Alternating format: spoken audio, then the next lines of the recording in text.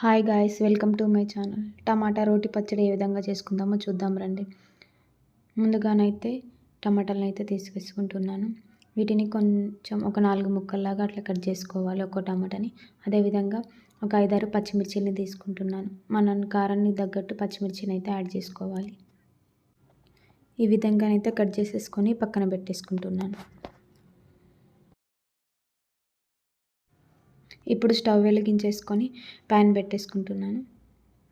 ఇప్పుడు దీంట్లోకి ఒక 2 టేబుల్ స్పూన్స్ వరకు ఆయిల్ని యాడ్ చేసుకోవాలి. ఆయిల్ వేడెక్కిన తర్వాత ఒక 5-6 మెంతులను యాడ్ చేసుకోవాలి. అదేవిధంగా కొంచెం జీలకర్రను కూడా యాడ్ చేసుకోవాలి. ఇప్పుడు ఒక 5-6 వెల్లుల్లి రెబ్బల్ని కూడా యాడ్ చేసుకోవాలి.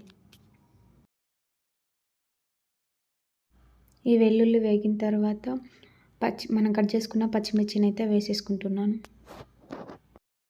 ఈ పచ్చిమిర్చి అనేది కొంచెం వేయించుకోవాలి.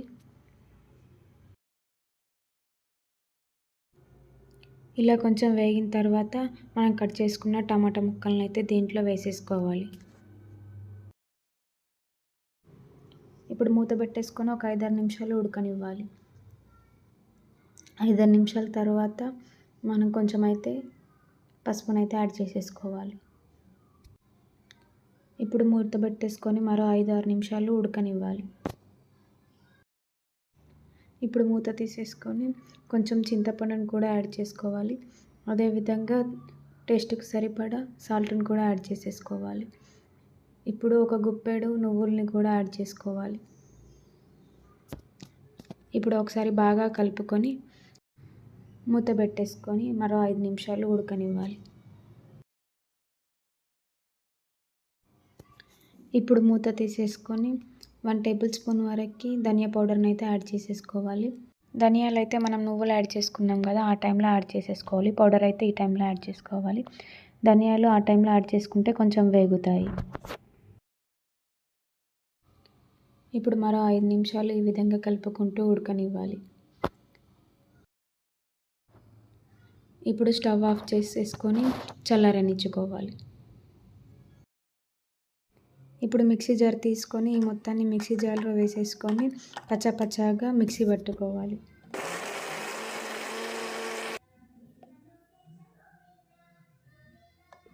ఈ కన్సిస్టెన్సీలో మిక్సీ పట్టేసుకోవాలి. ఇప్పుడు ప్యాన్ పెట్టేసుకొని ఒక 2 టేబుల్ స్పూన్ వరకు ఆయిల్ని యాడ్ చేసేసుకోవాలి. ఇప్పుడు ఆయిల్ వేడెక్కిన తర్వాత పోపు దినుసులు వేసేసుకోవాలి. అంటే శనగపప్పు, మినపప్పు, ఆవాలు, జీలకర్ర అట్లా ఒక 2-3 ఎండుమిర్చిని కూడా యాడ్ చేసేసుకోవాలి. ఇప్పుడు ఒకసారి కలుపుకొని దీంట్లోకి గుప్పెడు కరివేపాకును కూడా వేసేసుకోవాలి. ఇప్పుడు మనం మిక్సీ పట్టుకున్న టమాటా పచ్చడిని ఈ పోపులో వేసేసుకోవాలి. వేసేసుకొని ఒక నిమిషం వరకు కలుపుకుంటూ ఫ్రై చేసేసుకొని స్టవ్ ఆఫ్ చేసేసుకోవాలి. మనం మిక్సీలో కాకుండా రోట్లో నూరుకుంటే మాత్రం టేస్ట్ ఇంకా చాలా బాగుంటుంది. నాకు అది అవైలబుల్లో లేదని చెప్పేసి మిక్సీ పెట్టేసుకున్నాను. ఇప్పుడు స్టవ్ ఆఫ్ చేసేసుకొని సర్వింగ్ బౌల్లోకి తీసేసుకోవడం అంతే. టేస్టీగా ఉండే టమాటా పచ్చడి అనేది రెడీ అయిపోయింది. వేడి అన్నంలో వేసుకొని తింటే మాత్రం చాలా బాగుంటుంది. Thanks for watching this video. Please do like, share, subscribe my channel.